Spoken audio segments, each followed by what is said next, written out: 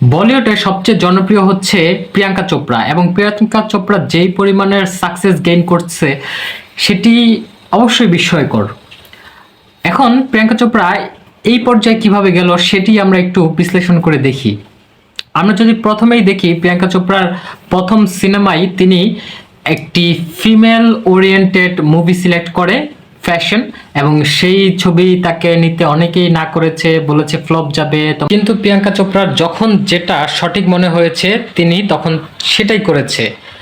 সবচেয়ে বড় ধস নেমে আসলো প্রিয়াঙ্কার জীবনে যখন শাহরুখ খানের সাথে ডন টু সিনেমাটা করে।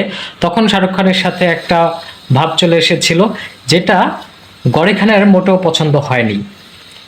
এই গরি খানের যখন পছন্দ হলো না, গরি খান বলিউডের সাথে প্রিয়াঙ্কা চোপড়ার সকল লিঙ্ক আপ নষ্ট করে ফেললো, আর বলিউড থেকে কোনো ডিরেক্টর তার সাথে কাজ করতে চাচ্ছিল না।